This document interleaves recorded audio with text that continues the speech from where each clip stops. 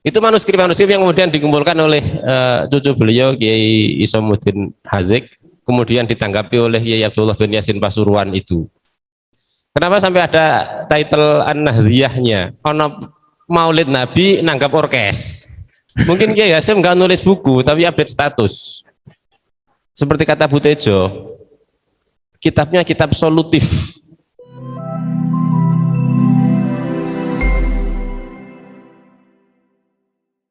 Tentu karena ini buku tunjuk para traveler, mestinya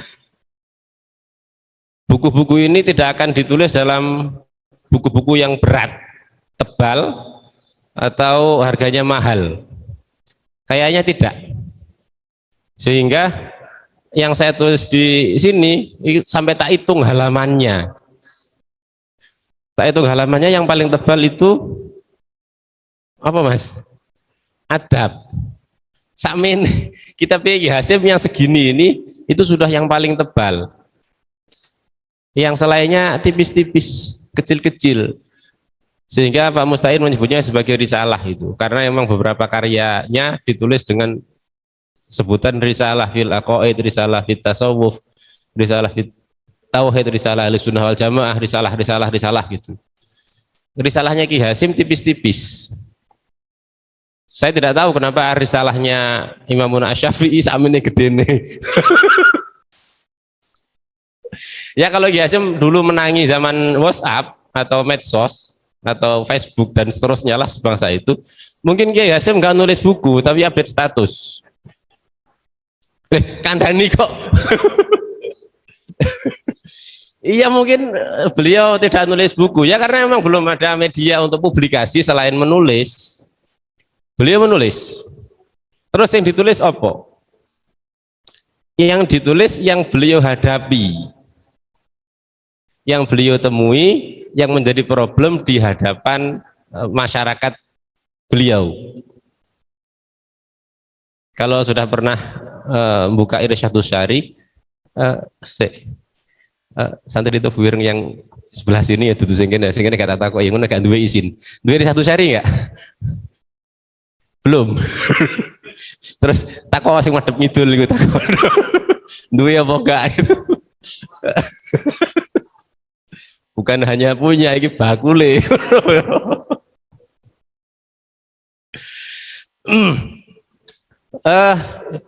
Perhatikan kitab-kitabnya, kitab-kitab Kiai Hasyim itu seperti kata Bu Tejo, kitabnya kitab solutif. Kitab yang ditujukan untuk mengurai, menyelesaikan, memberi jawaban masalah yang dihadapkan kepada beliau atau beliau mau menghadapi itu. Contohnya, biasa ketemu orang memperingati kelahiran Kanjeng Nabi, Maulid Nabi. Seperti biasanya ada peringatan itu.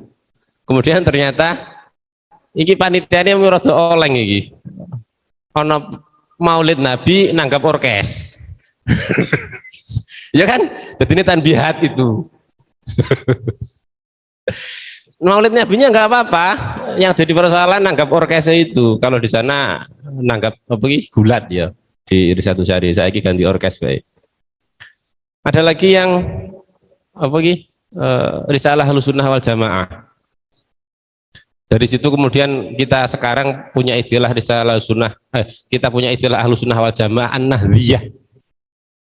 Kenapa sampai ada title An-Nahdhiyahnya? Ya karena Ahlussunnah wal Jamaah itu seperti yang kita saksikan di perkumpulan-perkumpulan Torekot itu punya banyak madhab.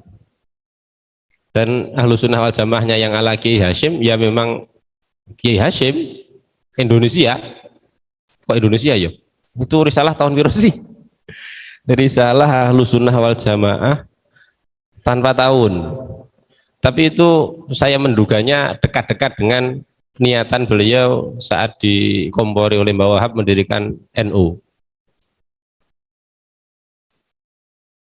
Jadi sekitaran 19 sebelum 1930 lah yang jelas, karena NU 1926. Menghadapi itu beliau menulis risalah Ahlussunnah wal Jamaah itu. Kemudian ada polemik itu beradu argumen antar ilmuwan, berpolemik di dalam media antara majalah NU apa jenengan ini? Bukan. Majalah NU yang menulis tentang perempuan yang belajar baca tulis. Ada dua kutub yang sangat berbeda antara yang ditulis oleh NU kemudian ditanggapi oleh Yai Abdullah bin Yasin Pasuruan itu. Di NU ditulis perempuan boleh belajar baca tulis dan seterusnya karena memang itu membantu untuk menjadi sosok yang kemudian al-madrasah al-ula itu. Jadi cewek harus pinter itu.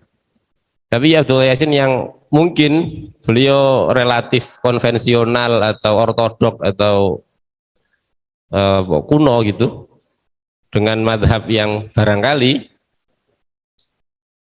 ala Timur Tengah yang masih kolot, tidak mau perempuan itu belajar baca tulis. Nah, tanggapan Kiai Abdullah Yasin Pasuruan atas tulisan di majalah NU ditanggapi lagi oleh Kiai Hashim. Yang satu nulis ditanggapi dengan nulis. Sering-sering yang satu nulis ditanggapi dengan demo. Oh ya, cocok blas. Manuskrip gitu. Tulisan-tulisan yang belum dipublikasi, belum dicetak dalam bentuk mushaf lembaran perjilid begitu, itu disajikan kepada para santrinya. Hubungannya tetap, karena sumber belajarnya masih ada pada sosok Kiai Hashim personal.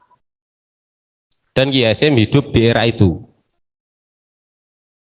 Melihat zaman yang teknologinya belum terlalu maju di bidang percetakan, dengan jumlah kitab karya Ki Hashim yang sampai hari ini bisa dikumpulkan,